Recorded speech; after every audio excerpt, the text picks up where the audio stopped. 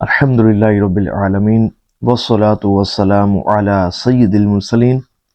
ابھی کل کی بات ہے، ایک بہن کا کمنٹ ریڈ کیا،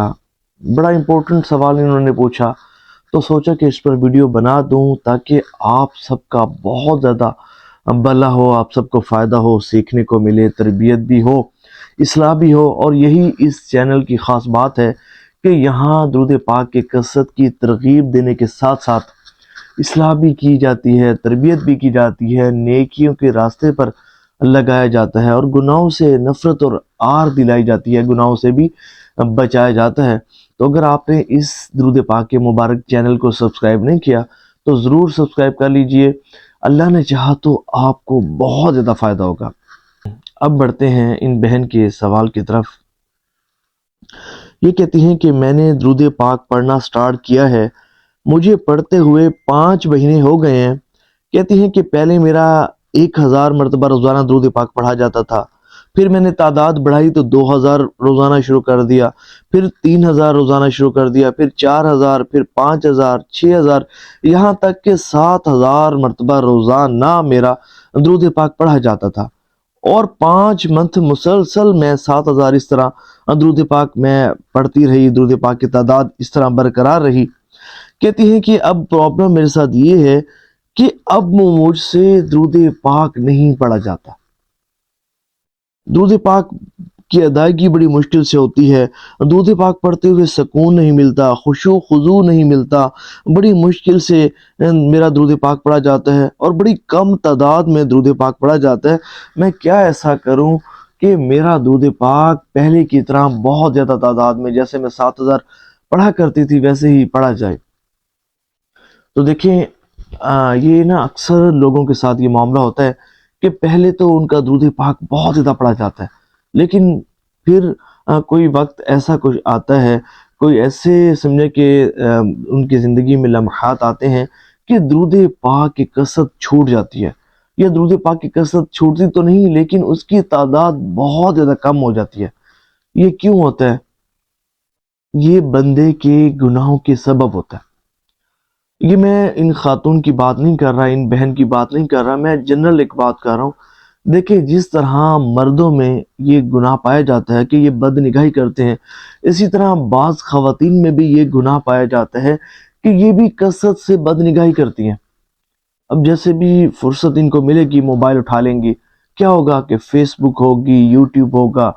ٹک ٹاک، سمجھے کہ سارا دن یہ لگی پڑی ہیں۔ جب فرصت ملے گی تو یہ سمجھیں کہ موبائل یوز کر رہی ہیں، اور بے حیائی کے مناظر دیکھے جا رہے ہیں، اللہ کو ناراض کرنے والے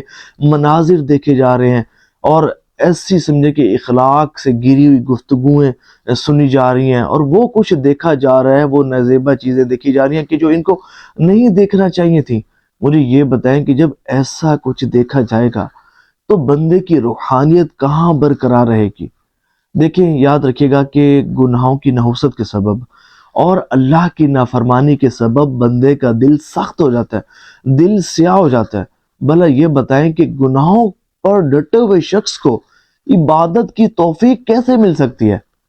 اس کا نفس، اس کا دل عبادت کی طرف مائل نہیں ہوتا، عبادت کرنے کا دل نہیں کرتا۔ یہی وہ خواتین ہوتی ہیں کہ سارا دن موبائل میں لگی رہ جاتی ہیں، لیکن نماز پڑھنے کی توفیق نہیں ملتی، قرآن کریم کھولنے کی توفیق نہیں ملتی، ذکر و اذکار کرنے کی توفیق نہیں ملتی، اور نمازیں قضا کر بیٹھتی ہیں، اور اس کے باوجود بھی انہیں خود پر ملامت کرنے کی توفیق نہیں ملتی۔ دل میں خدا کا خوف نہیں پیدا ہوتا کہ یہ کیا کہ میں نے موبائل میں مصروف رہی اور میں نے نماز قضا کر دی۔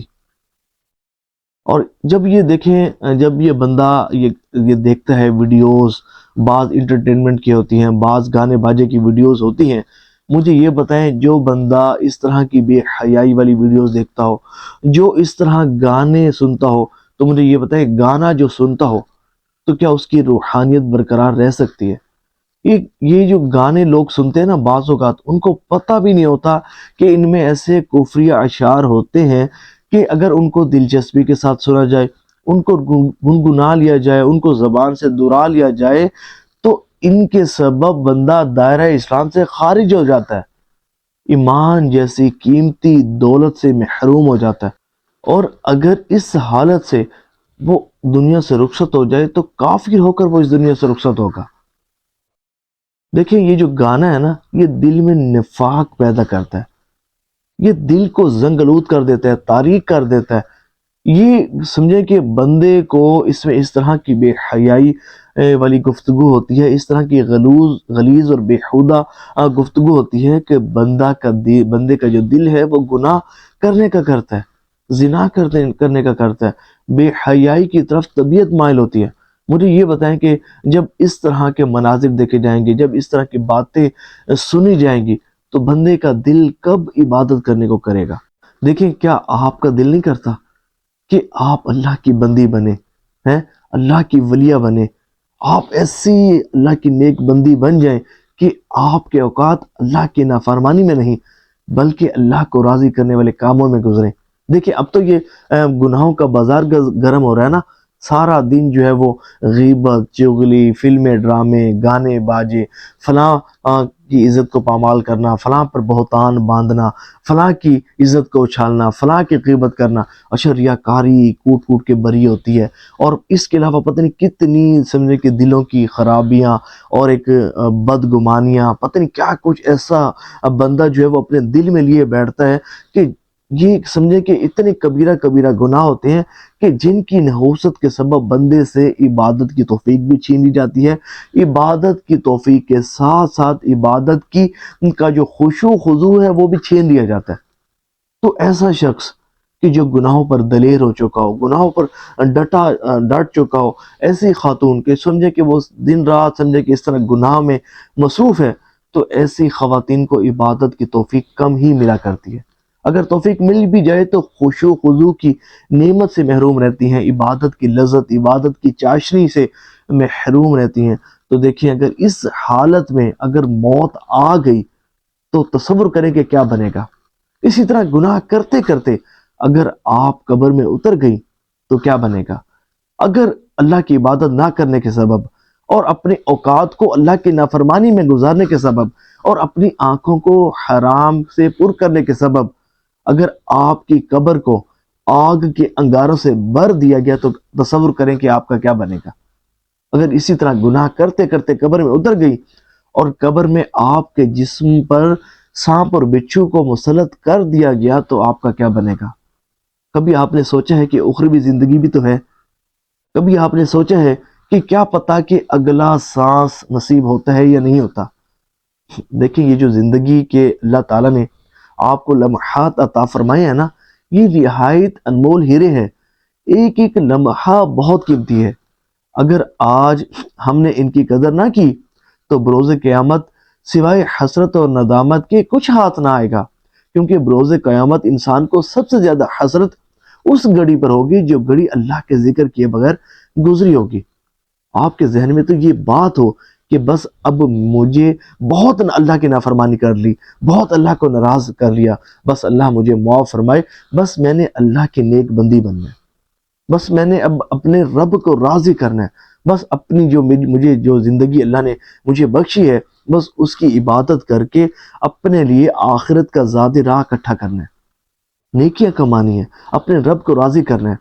پھر جب اس طرح کا آپ کا ذہن بنے گا، پھر یہ موبائل بھی دور ہو جائے گا، پھر آپ ہوں گی تلاوت قرآن کریم ہوگا، پھر ذکر اللہ کی کثرت ہوگی، پھر درود پاک کی کثرت ہوگی، پھر فرائض عبادات کے ساتھ ساتھ نفلی عبادات کی بھی توفیق ملے گی، پھر سمجھیں کہ ہر روز نفلی روزے رکھنے کی بھی توفیق ملے گی، پھر سمجھیں کہ اپنے اندر آپ ایک روحانیت کا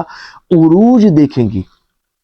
اور پھر یہ جو سمجھے کہ جو عبادات کی توفیق نہیں ملتی نا، پھر اللہ کی رحمت سے عبادت کی توفیق بھی ملے گی اور عبادت کا خشوع و خضوع بھی ملے گا۔ دیکھیں اس طرح کی پاکیزہ خواتین کہ جو اپنی نگاہوں کی حفاظت کرتی ہیں، جو فلمیں ڈرامے نہیں دیکھتی، جو گانے باجے نہیں سنتی، آپ ان سے پوچھ کر تو دیکھیں کہ عبادت میں ان کا دل کتنا لگتا ہے۔ آپ سوچیں تو صحیح کہ آج ہم سے درود پاک کی ایک تسبیح نہیں پڑھی جاتی اور یہ 10,000 20,000 درود پاک کیسے پڑھ لیتی ہیں؟ یہ تلاوت قرآن کریم ایک پارہ کیسے کر لیتی ہیں؟ یہ اتنے زیادہ نوافل کیسے پڑھ لیتی ہیں؟ یہ اتنی زیادہ کثرت سے روزے کیوں رکھ لیتی ہیں؟ اس کی وجہ یہ ہے کہ یہ شریعت پر عمل کرنے والی ہیں، یہ اپنے جسم کو، اپنی آنکھوں کو اللہ کے نافرمانی والے کاموں سے بچانے والی ہیں۔